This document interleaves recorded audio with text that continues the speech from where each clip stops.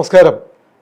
കേരളത്തെ സാമ്പത്തികമായി ഉപരോധിക്കുന്ന കേന്ദ്ര സർക്കാരിൻ്റെ കേരള വിരുദ്ധ നയങ്ങൾക്കെതിരായി ഫെബ്രുവരി മാസം 8-ന് സംസ്ഥാനത്തിൻ്റെ ബഹുമാന്യനായ മുഖ്യമന്ത്രിയും ജനപ്രതിനിധികളും ദില്ലിയിൽ സമരം നടത്തുകയാണ്. കേരളത്തിന് വേണ്ടിയിട്ടുള്ള പോരാട്ടമാണ് മുഖ്യമന്ത്രിയും മന്ത്രിമാരും MLA-മാരും MP-മാരും ദില്ലിയിൽ നടത്തുന്നത്. ഈ സമരത്തിന് അനുഭാവം പ്രകടിപ്പിച്ചുകൊണ്ട് ഫെബ്രുവരി മാസം 8-ന് തൃശ്ശൂർ ജില്ലയിലെമ്പാടും LDF അനുഭാവ സദസ്സുകൾ സംഘടിപ്പിച്ചിരിക്കുകയാണ്. തൃശ്ശൂർ കോർപ്പറേഷൻ പരിധിയിൽ 6 കേന്ദ്രങ്ങളിലും നഗരസഭാ കേന്ദ്രങ്ങളിലും അതുപോലെ പഞ്ചായത്ത് കേന്ദ്രങ്ങളിലുമാണ് ഈ പോരാട്ടം സംഘടിപ്പിച്ചിട്ടുള്ളത്.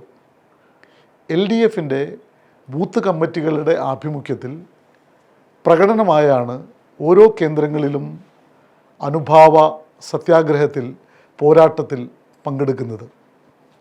ഈ സമരത്തിൽ ഈ നാട്ടിലെ മുഴുവൻ ജനാധിപത്യ വിശ്വാസികളും പങ്കെടുക്കണം എന്ന് വിനയപൂർവ്വം LDFന് വേണ്ടി അഭ്യർത്ഥിക്കുകയാണ്. എന്തിനു വേണ്ടിയാണ് ഈ സമരം? കേവലമായൊരു സമരത്തിന് വേണ്ടിയിട്ടുള്ള സമരമാണോ? യഥാർത്ഥത്തിൽ കേരളത്തിൻ്റെ വളരെ യഥാർത്ഥമായ പ്രശ്നങ്ങൾ ഉന്നയിച്ചുകൊണ്ടാണ് ഈ പോരാട്ടം നമ്മൾ സംഘടിപ്പിച്ചിട്ടുള്ളത്.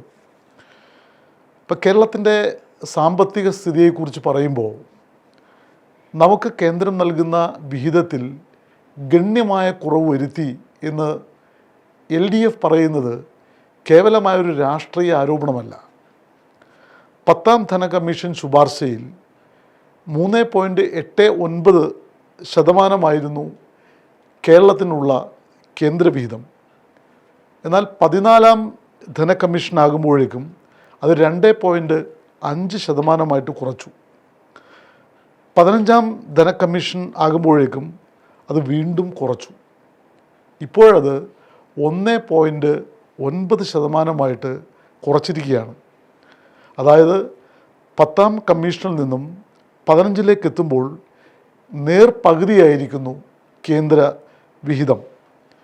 ഈ ഇനത്തിൽ മാത്രം കേന്ദ്രം കേരളത്തിന് വെട്ടിക്കുറച്ചത് 18,000 കോടി രൂപയാണ്. GST നഷ്ടപരിഹാരം നിർത്തിയ വകയിൽ 12,000 കോടി രൂപയുടെ കുറവ് സംസ്ഥാനത്തിനുണ്ടാക്കിയിരിക്കുകയാണ്. റവന്യൂ കമ്മി നികത്തുന്ന ഗ്രാൻറ്റിൽ 8,400 കോടി രൂപയുടെ ഇടിവാണ് ഉണ്ടാക്കിയിട്ടുള്ളത്. വായ്പ അനുമതി നിഷേധിച്ച് 19,600 കോടി രൂപയുടെ വരുമാന നഷ്ടം വരുത്തിയിരിക്കുന്നു.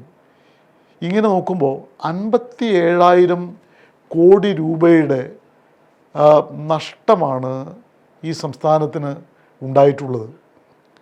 ഇത് കേരളത്തിലെ ഗവൺമെൻറ്റിനുള്ള വരുമാനക്കുറവല്ല, ഈ സംസ്ഥാനത്തിൻ്റെ വികസന ക്ഷേമ പദ്ധതികൾക്ക് നൽകേണ്ടിയിരുന്ന പണമാണ് ഈ തരത്തിൽ വെട്ടിക്കുറച്ചിട്ടുള്ളത്. ഇത് രാഷ്ട്രീയ കാരണങ്ങളാൽ കേന്ദ്രം എടുത്തിട്ടുള്ള വിവേചനപരമായൊരു നിലപാടാണ്. അതിനെതിരായി നാം ശക്തമായി പ്രതിഷേധിക്കേണ്ടതുണ്ട്. കാരണം ഇന്ത്യയിൽ ഏറ്റവും കൂടുതൽ ക്ഷേമ പദ്ധതികൾ നടപ്പിലാക്കുന്ന സംസ്ഥാനം കേരളമാണ്. ധാരാളം വികസന പദ്ധതികൾ കേരളത്തിൽ പ്രാവർത്തികമാക്കുന്നു. ഈ വികസന ക്ഷേമ പദ്ധതികളെയെല്ലാം തുരങ്കം വയ്ക്കാൻ വേണ്ടിയിട്ടാണ് കേരളത്തിൻ്റെ സാമ്പത്തിക സ്രോതസ്സ്, അതിൻ്റെ വരുമാനം വലിയ തോതിൽ കേന്ദ്രം വെട്ടിക്കുറച്ചിട്ടുള്ളത്. ഇതിനെതിരായി മലയാളി രാഷ്ട്രീയ നിലപാടുകൾ, കക്ഷി രാഷ്ട്രീയ സമീപനങ്ങൾ മാറ്റിവെച്ചുകൊണ്ട് പ്രതിഷേധിക്കേണ്ടതുണ്ട്. ദൗർഭാഗ്യവശാൽ കേരളത്തിലെ കോൺഗ്രസ് ഈ സമരത്തിൽ പങ്കെടുക്കുന്നില്ല.